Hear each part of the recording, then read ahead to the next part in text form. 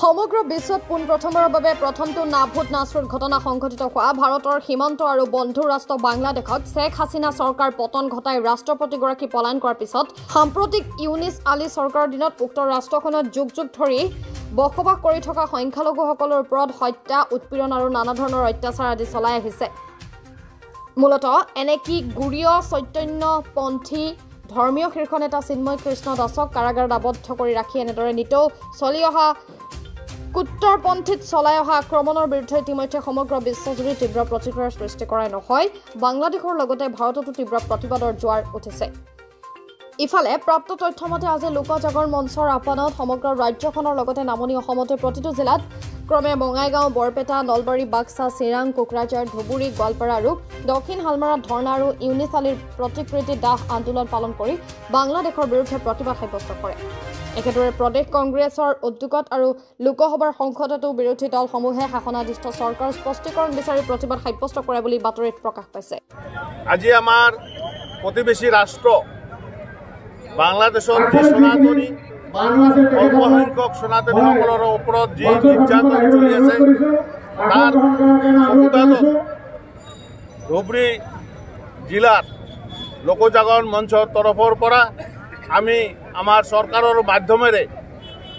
প্ৰতিবেশী ৰাষ্ট্ৰ বাংলাদেশৰ যি চৰকাৰ আছে, যি চৰকাৰে আমাৰ সনাতনীৰ ওপৰত অত্যাচাৰ চলাই আছে তাৰ প্ৰতিবাদ জনোৱাৰ মাধ্যমেৰে আমি এখন আজি এতিয়া প্ৰতিবাদৰ মাধ্যমেৰে তেখেতসকললৈ আমি এখন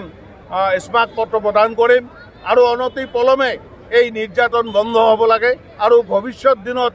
গোটেই পৃথিৱীত সনাতনীসকলে একত্ৰিতভাৱে বাংলাদেশৰ বৰ্বৰতাৰ ওপৰত ধিক্কাৰ দি পেলাই আমি প্ৰতিবাদ সাব্যস্ত কৰাৰ প্ৰয়াস কৰিছোঁ আৰু আগন্তুক দিনত এই প্ৰতিবাদ আৰু তীব্ৰতৰ কৰি তোলাৰ কাৰণে আমি গোটেই পৃথিৱীৰ সনাতনীসকলক আমি আহ্বান জনাইছোঁ।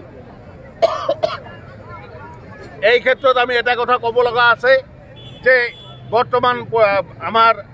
যি প্ৰতিবেশী ৰাষ্ট্ৰ তাত যিজন মুৰব্বী হিচাপে আছে নোবেল বঁটা বিজয়ী,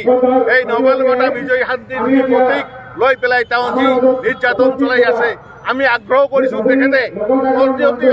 অতি সোনকালে তেওঁৰ নোবেল বঁটাটো ঘূৰাই দি আহি পেলাই এই সনাতনীসকলৰ ওপৰত অত্যাচাৰ কৰক, তেতিয়া তেওঁ এইটো সম্ভৱপৰ এটা পদক্ষেপ হ'ব বুলি আমি আশা কৰিছোঁ। যিহেতু তেওঁক শান্তিৰ বঁটা হিচাপে নোবেল বঁটা দিয়া হৈছে, এই অনুষ্ঠান যাতে এই বন্ধ কৰে আৰু তেখেতৰ দিয়া